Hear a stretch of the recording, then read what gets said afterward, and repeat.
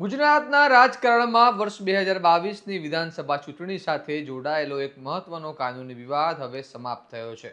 મોરબી જિલ્લાના ટંકારા બેઠક પરથી ભાજપના ધારાસભ્ય દુર્લભજી દેથારિયાની જીતને પડકારતી અરજીને ગુજરાત હાઈકોર્ટે ફગાવી દીધી છે.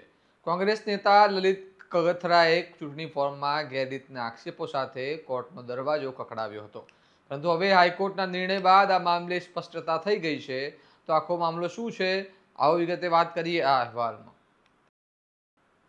નમસ્કાર, હું ચિરાગ વર્ષાબેન, આપ જોઈ રહ્યા છો સ્વમાન. વર્ષ 2022ની વિધાનસભા ચૂંટણીમાં મોરબીની ટંકારા બેઠક પરથી ભાજપના ઉમેદવાર દુર્લભજી દેથારિયાને વિજેતા બન્યા હતા. તેમણે 83,274 મતો મેળવીને કોંગ્રેસના ઉમેદવાર લલિત કગથરાને હરાવ્યા હતા, જેમને 73,018 મત મળ્યા હતા. તે બાદ લલિત કગથરાએ જાન્યુઆરી 2023માં હાઈકોર્ટમાં અરજી દાખલ કરીને આ જીતને પડકારી હતી.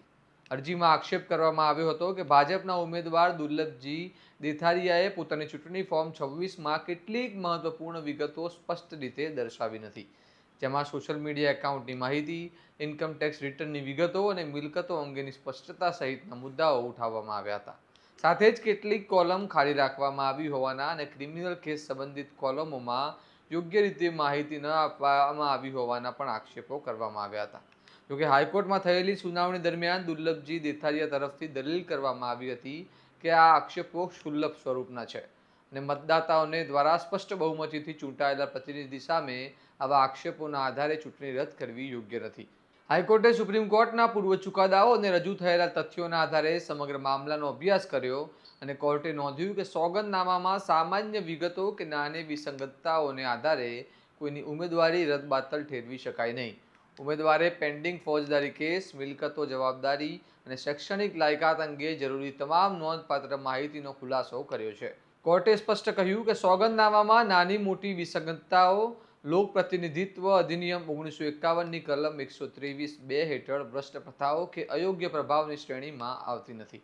અને અંતે આક્ષેપોને મહત્વહીન ગણાવીને લલિત કગથરાને અરજી ફગાવી દીધી અને સાથે દુર્લભજી દેથારિયાની જીત યથાવત રાખી છે. આ ચુકાદો માત્ર એક ચૂંટણી વિવાદ પૂરતો સીમિત નથી, પરંતુ ચૂંટણી પ્રક્રિયામાં રજૂ થતી વિગતો અને તેની ગંભીરતા અંગે પણ મહત્વપૂર્ણ સંદેશ આપે છે. કોર્ટે સ્પષ્ટ કહ્યું કે રિટર્નિંગ ઓફિસરે કાયદાકીય ચકાસણી બાદ જ ફોર્મ સ્વીકાર્યું હોવાથી તેમાં કોઈ ખામી જણાતી નથી. હવે જોવાનું રહ્યું કે આવી અરજીઓના માધ્યમથી આગળ કાયદાકીય લડત કેટલી અસરકારક બને છે. આ મામલે તમારું શું મંતવ્ય છે, અમને કમેન્ટમાં જણાવો અને આવા જ વિશ્લેષણાત્મક અહેવાલ માટે સ્વમાનની ચેનલને સબસ્ક્રાઇબ કરવાનું ભૂલતા નહીં. નમસ્કાર.